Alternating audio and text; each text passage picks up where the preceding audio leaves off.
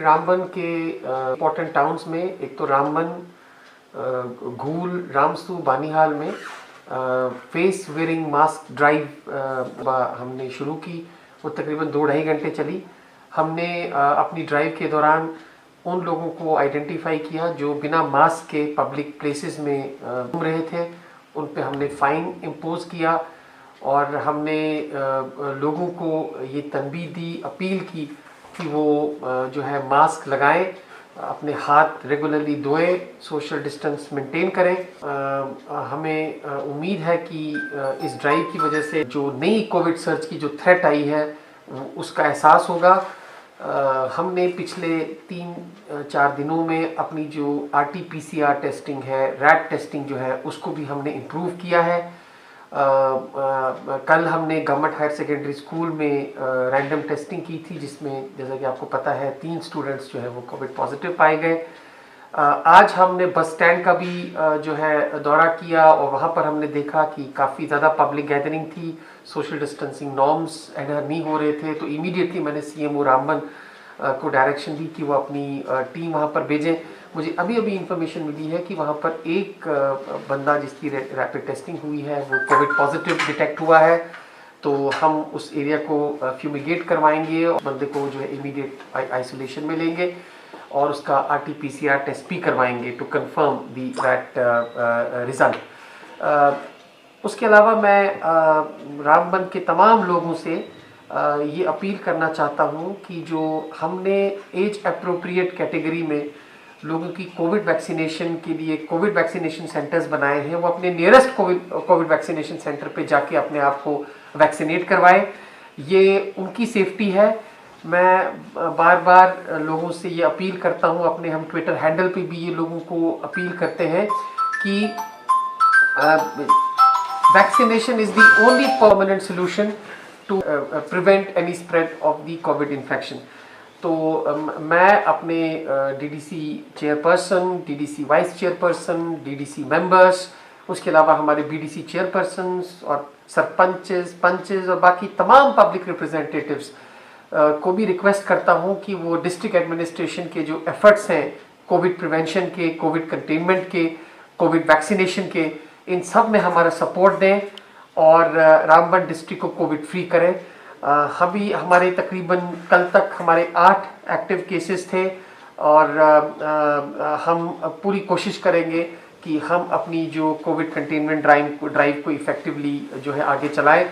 मैंने health department Ramban को ये इंस्ट्रक्शंस भी दी हैं कि जितनी भी पब्लिक प्लेसेस हैं, जैसे हमारे जो सूमो के बस के ड्राइवर्स हैं, उसके अलावा जो हमारे ढाबा वालाज हैं, उसके अलावा जो ईटिंग पॉइंट्स हैं, रेस्टोरेंट ओनर्स हैं, वहाँ पर रैपिड टेस्टिंग करें, कंपलसरी रैपिड टेस्टिंग करें। हमने स्कूल्स में भी रैपिड टेस्टिंग की ड्राइव शुरू की हैं।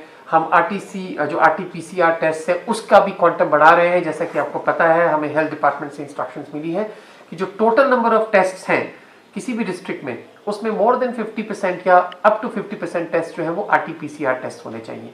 तो हम ये कोशिश कर रहे हैं कि हम कोविड को कंट्रोल करें।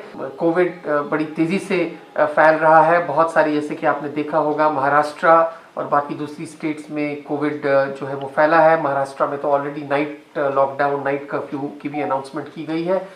तो मैं अपने ऑफिसर्स को भी यही डायरेक्शन दूंगा। हमें पुलिस का बहुत सपोर्ट रहा। आज हमने जो रामबन टाउन में मैत्रा साइड और उसके अलावा हमने जो डिस्ट्रिक्ट के जो बाकी इलाके हैं, जैसे घूल में, बानीहाल में और बाकी इलाकों में भी ये ड्राइव्स हुई और हमने लोगों को रिक्वेस्ट की कि जब भी वो बाहर निकलें, पब्लिक प्लेसेस में जाएं, तो वो फेस मास्क लगाएं। हमने दुकानदारों को भी ये रिक्वेस्ट की कि वो जो है अपने पास सैनिटाइज़र रखें। जो भी शख्स फेस मास्क के बगैर चलता है तो उसे आइडेंटिफाई करें और हमारे मैजिस्ट्रेट्स उन पे फाइन्स इम्पोज करेंगे। मैं इस मौके का फ़ायदा उठाते हुए तमाम लोगों से ये भी रिक्वेस्ट करता हूँ कि वो जल्द से जल्द अपने आप को PMJAY और सेहत स्कीम्स में रजिस्टर करें ताकि उनको हेल्थ इंश्योरेंस का बेनिफिट मिले। जैसा कि आपको पता है कि अगर आपके पास PMJAY और सेहत की रजिस्ट्रेशन होगी तो हर बेनिफिशियरी को 5 लाख तक एम्पैनल्ड हॉस्पिटल्स में जो है वो हेल्थ इंश्योरेंस मिलेगा। ये एक बहुत अच्छी स्कीम है। हमारी प्रोग्रेस इसमें ठीक चल रही है, लेकिन इसका स्कोप बहुत ज़्यादा है इम्प्रूवमेंट का।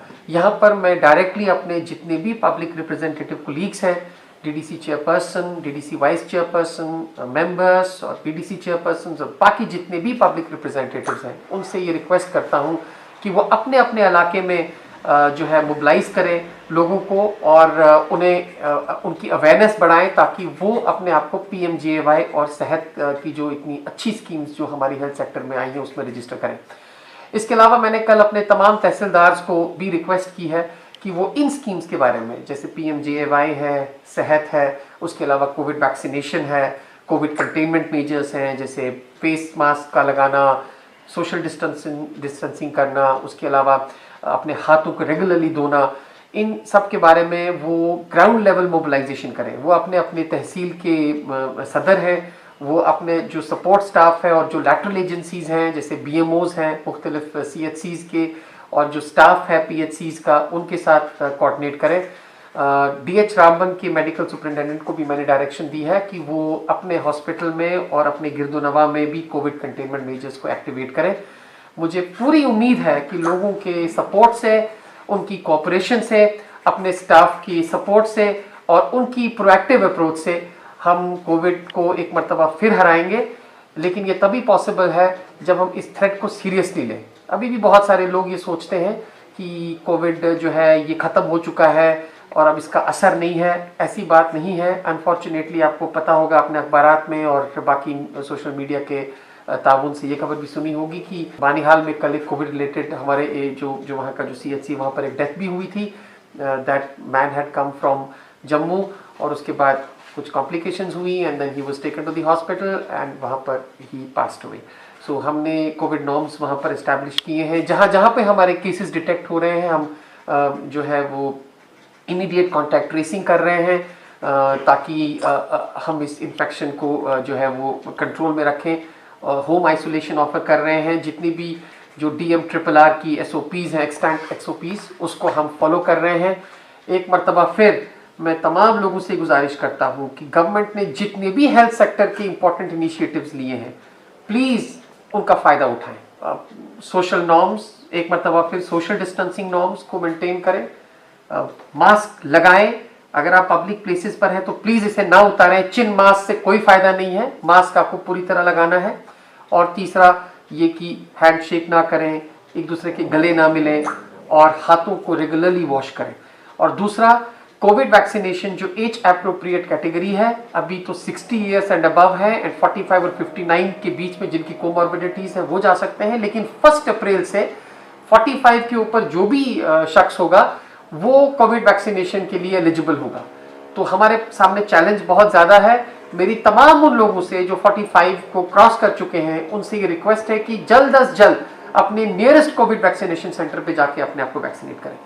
पिछले साल इन्हीं दिनों 25 मार्च को जब लॉकडाउन लगा था तो सब लोग दुआएं मांगते थे कि कब ये वैक्सीन आएगी, और हर दिन हम टीवी के सामने ग्लूड रहते थे कि कभी कोई अच्छी हम खबर सुने, कोई ब्रेक थ्रू हो जाए, वैक्सीन आए, ताकि ये वायरस जो है इसको हम हरा सकें।